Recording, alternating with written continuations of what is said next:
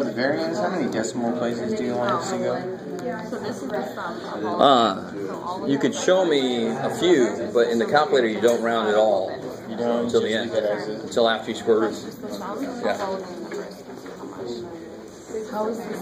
Oh, like you added it? Yeah, this symbol here means the sum. So that's the sum of all of these. Also, then I add this to the Yeah, I put it there. But how would it be 6.2 divided by? no, I have all these numbers, like the sum of all these numbers. So right now,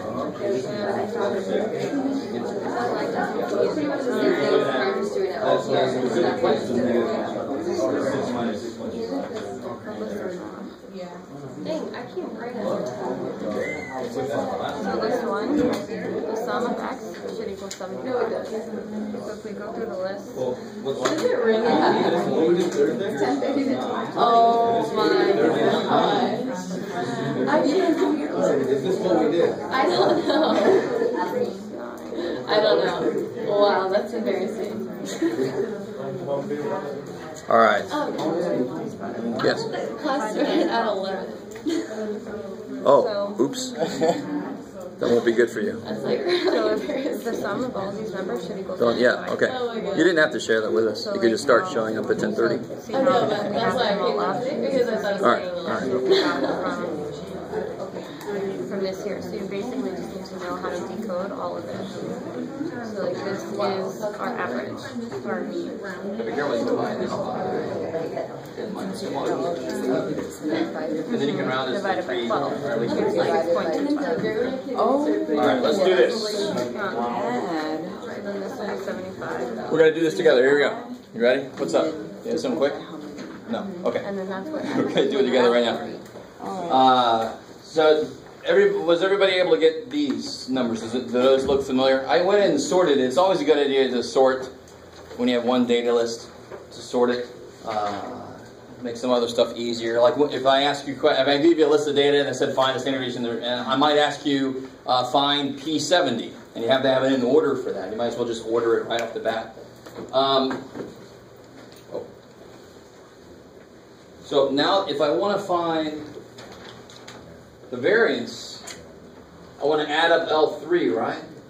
That's going to be the sum of x minus x bar squared. I'm using x bar now because this is a sample. So if I go second quick, get out of that table, and then just hit second enter, so I can get back up to here where I got sum L3 already. If I sum up L3, you should have gotten 68.25 for that. Let me keep track of this. Sure. Don't worry, I'm going to switch between these two. Hello. I am awake. Alright, so once you get 68.25, that's why I need two screens in here. Nothing else. Oh, screw that. I'll do that in a minute. So the formula I give you is this. That is going to be where 68.25 goes, right? Yeah. Again, do not plug stuff in for each of those. It doesn't make any sense. I want to sum up these. These are in L3. That's what we just did. So then you would do 68.25 divided by what in this case? 11. 11. There's 12. It was a 10 question quiz. I didn't mean to make this tricky. But 12 people did it. So n is 12. So I'm going to divide by 11. So what is that currently? What is that? 6.20. No. I can see the number, but what is that physically? Or it's the variance. Kick ass. The square of the standard deviation. Kick ass. Blah, blah, blah. Don't worry. You can't see what I'm doing, but I'm just writing the number down. And so to find the standard deviation, I just have to square root. So I'm going to do. Thankfully, now watch this. You never want to round until the end in anything you do.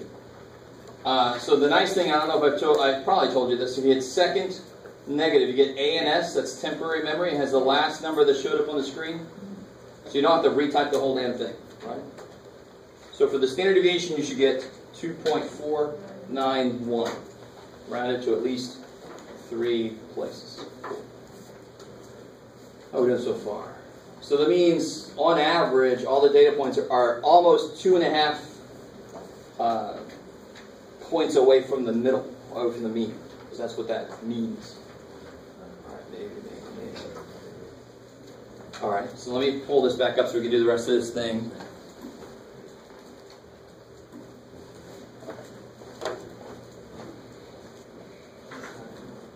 So there's that stuff.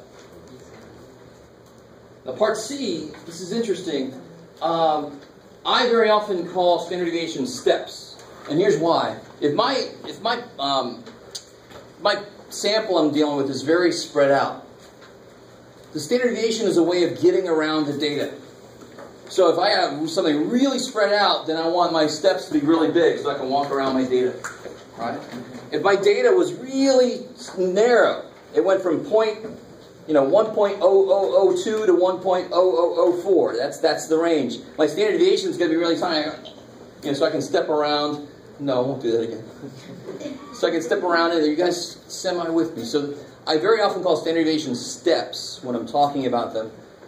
You have to be a little more formal when you write on a test or a homework or something. I appreciate using steps, but I need to make sure you know what you're talking about.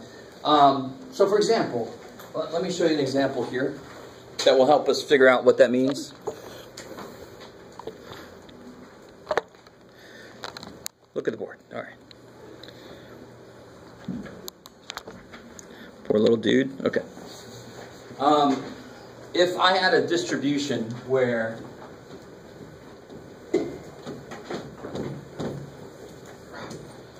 let's say the mean is 11 and the standard deviation is let's start with something nice, 3. So this is example 1. So the mean is 11. Let me just give us a visual. And the standard deviation is 3. So what data point is one standard deviation up from the mean? 14. That's pretty easy, right? So I'm going to step around my data using the standard deviation. What data point? Let me ask you this. What you got, Jim? How many steps down is a data point of 2? How many steps?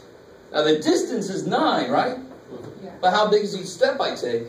3. So how many steps? 3. So you did 11 minus 2. You got to figure out how far you got to go. And then you divide it by how big your steps are to see how many steps you would need, right? There it is, Jeff. Yeah. So that's that formula. What was the 11? The 11... Oh, Jeff, you're crazy. Let's do this right around. It should come out negative because then that shows that 2 is below the mean. You with me? So I forgot which is the mean there for a second. So on the paper, 2 is just some data point. 11 is the mean. And 3 was the standard deviation. Eventually, we're going to call this the z-score. Z-score. It's nothing to do with Dragon Ball Z. Don't get your hopes up. But there actually is a chi-score. I'll talk about it later. I know, it's crazy. But don't worry, they don't use the word z-score yet in the book, but I just wanted to let you know, in case anybody knows about z-scores, that's what that represents. So looking back at our problem.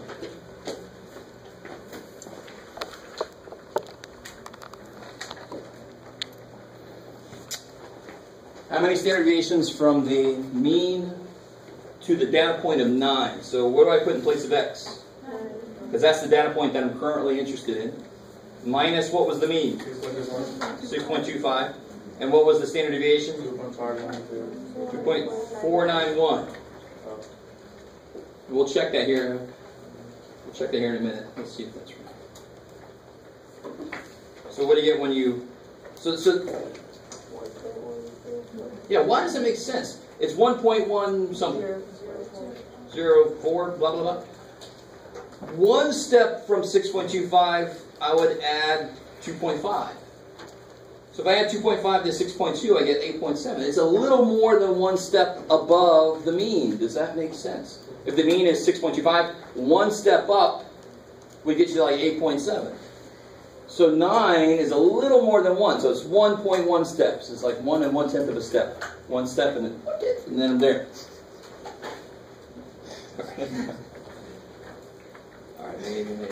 So let me say this. This is the way I like this.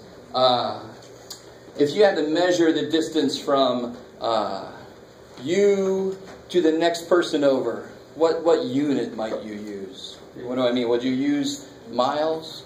Yeah, you could use inches. That would make sense. Feet would kind of not be a small enough unit to use, really, because everybody like 1 point something. So you use inches. Does that make sense? So then I can see which row I really want to go down if I need to get back to that. Probably not the rows like this, right? Sorry for you guys over there. They have a lot of room over there. You can revolt, push over. No, don't do that. So the standard deviation is sort of like a choice. When I calculate it, it tells me the units I want to use.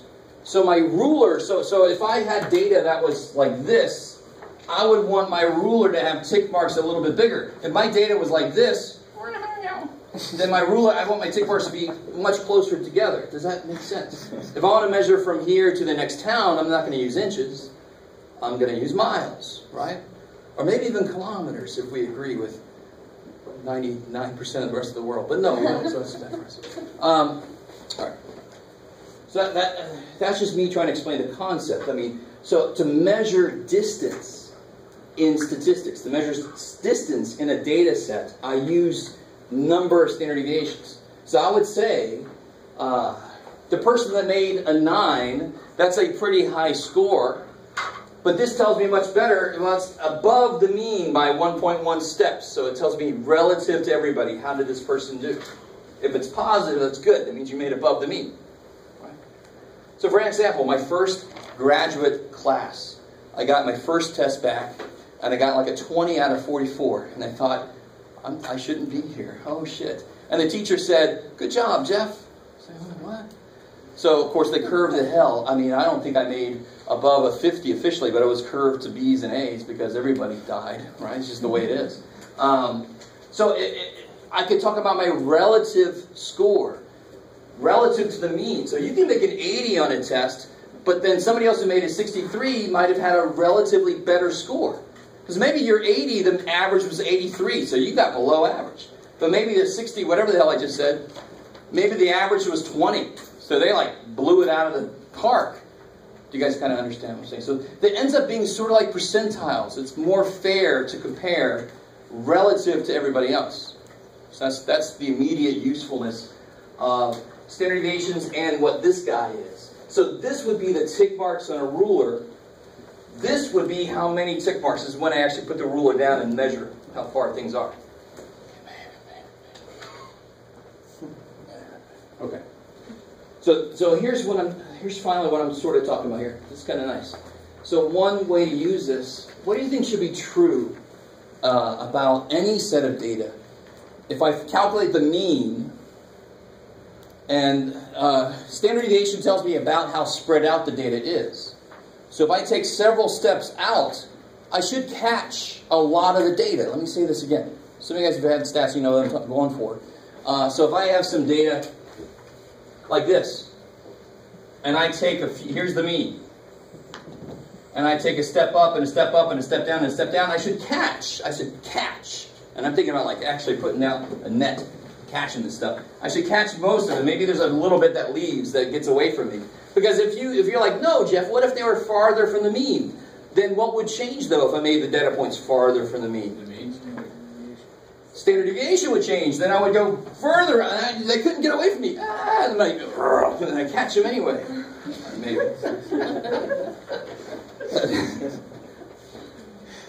I don't know. It's probably better that's phrasing the wrong way. All right.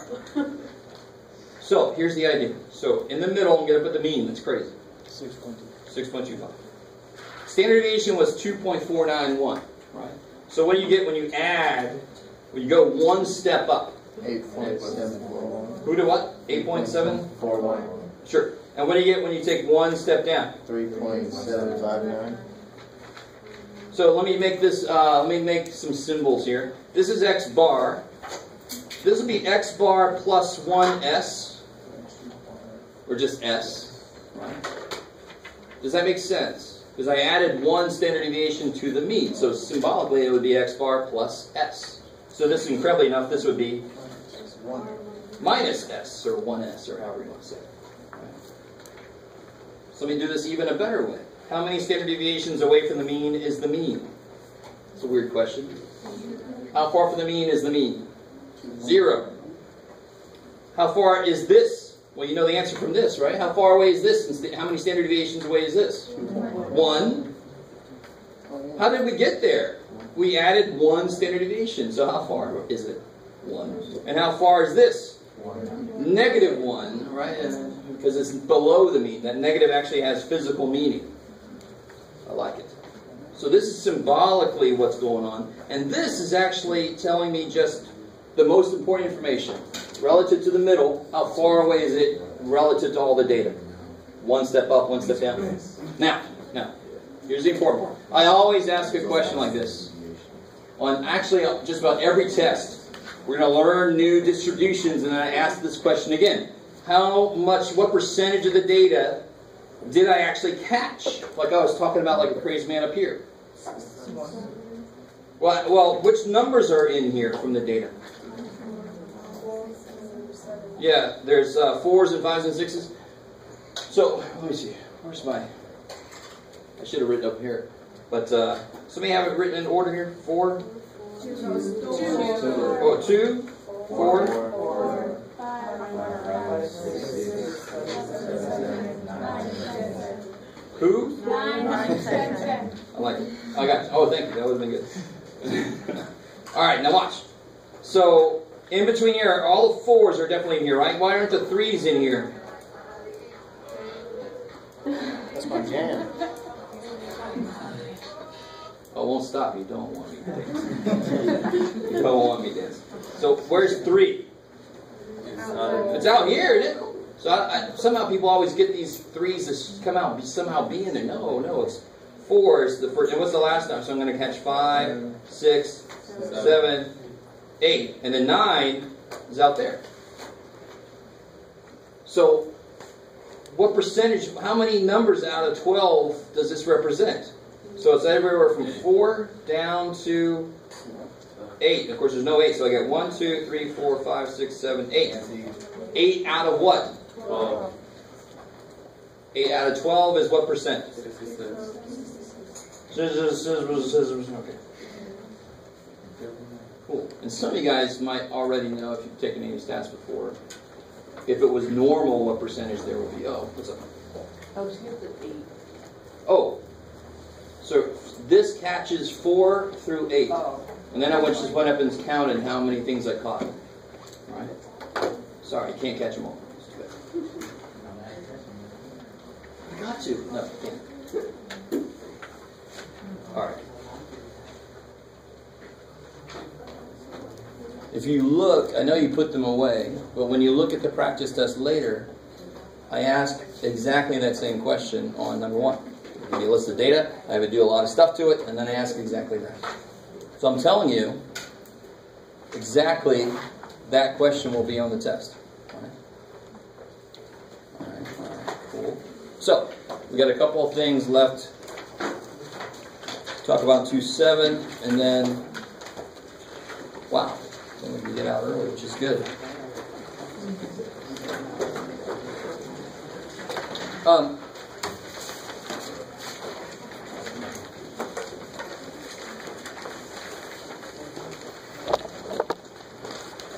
So, relative to some of what we just talked about, what I'm about to ask should be pretty straightforward. Using the data we just had up here. So the mean was 6.25. This is going to be sort of a silly question to ask, but so the mean was 6.25. Standard deviation was 2.491. Okay. If I ask you what data point is 3.07 standard deviations below the mean. Don't say anything out loud. Just try to do it real quick.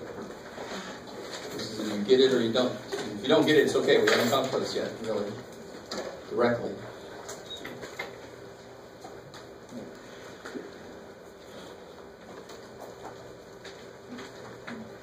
So couple of you have chosen option 2, which is to wait until I do it. That'll work too, I guess.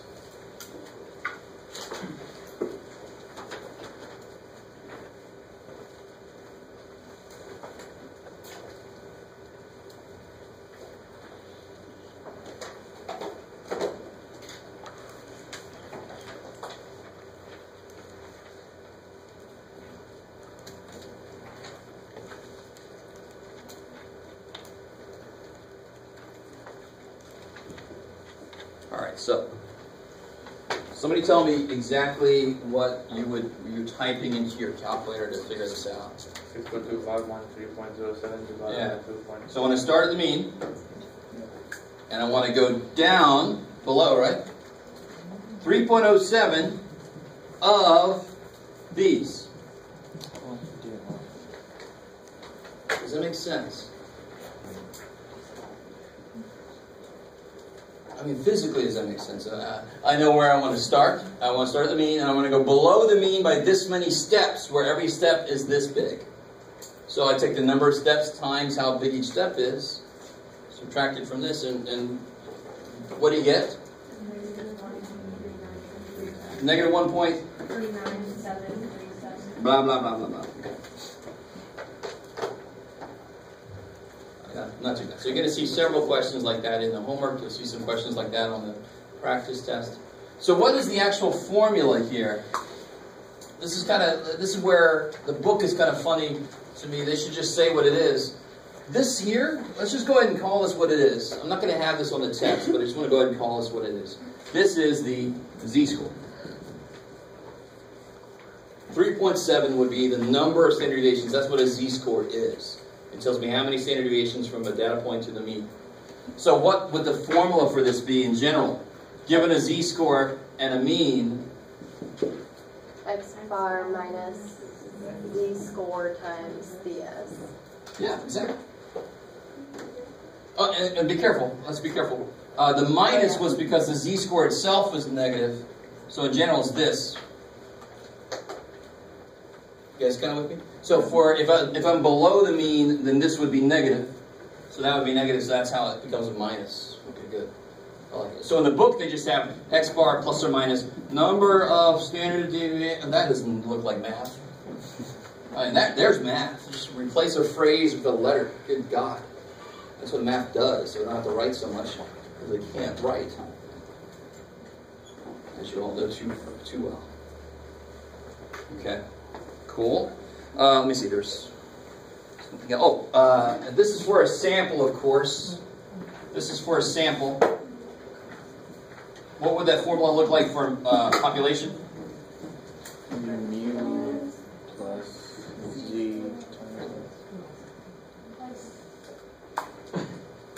What's the letter for? It's a population, so it's going to be Greek. Sigma. There's several things you use sigma for, so if you're not sure, just say sigma. You got a good chance of being right. So those say the same thing. It's just that this would be for a sample, this is for a population, but they do the same thing. All right. I like it. Blah blah blah blah blah. Make sure I didn't forget anybody. Yeah, we're not going to do that. Cool.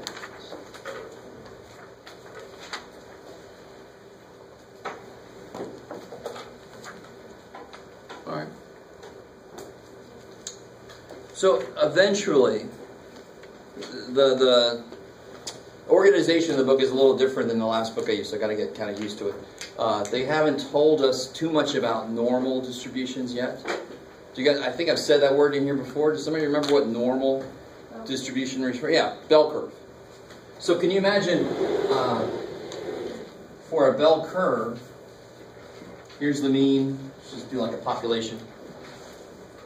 So we're eventually going to get to the point where if I know it's normal distribution, if I know it's normally distributed, that means I know a lot mathematically.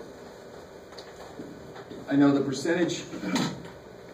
I'm getting all choked up about it.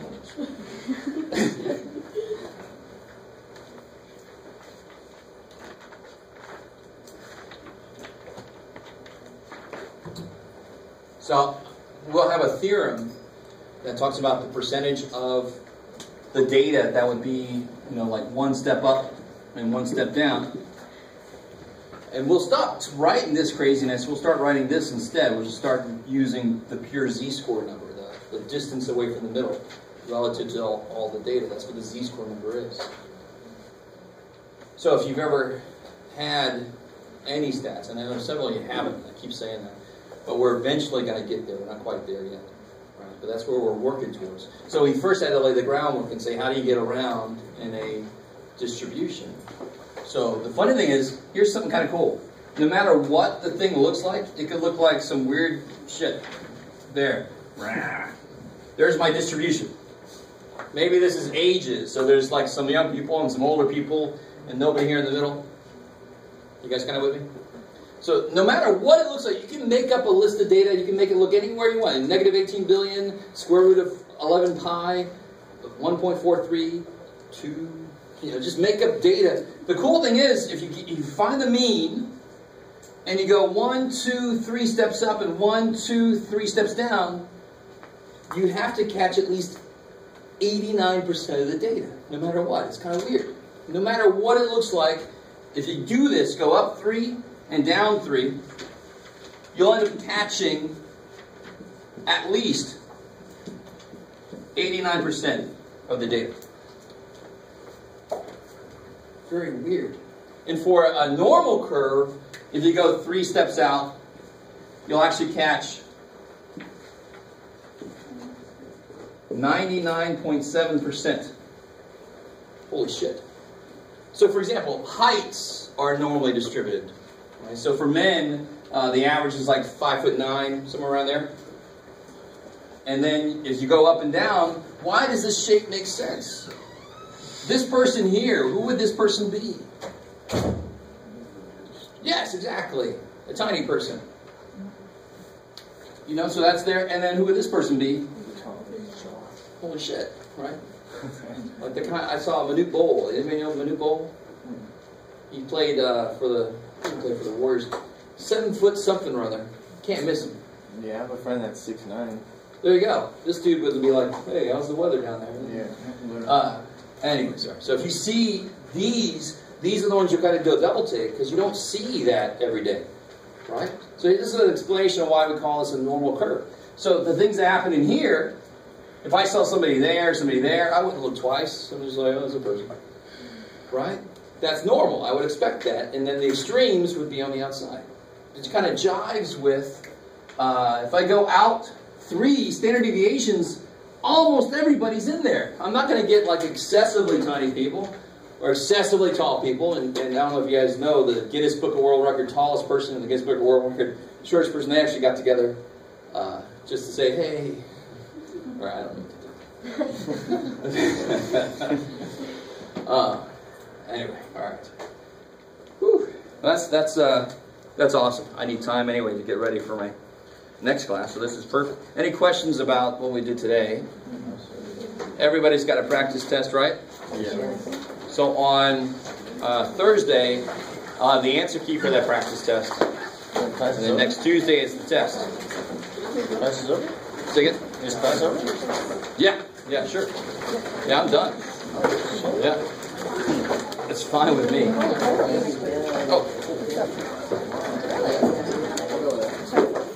Oh, thank you.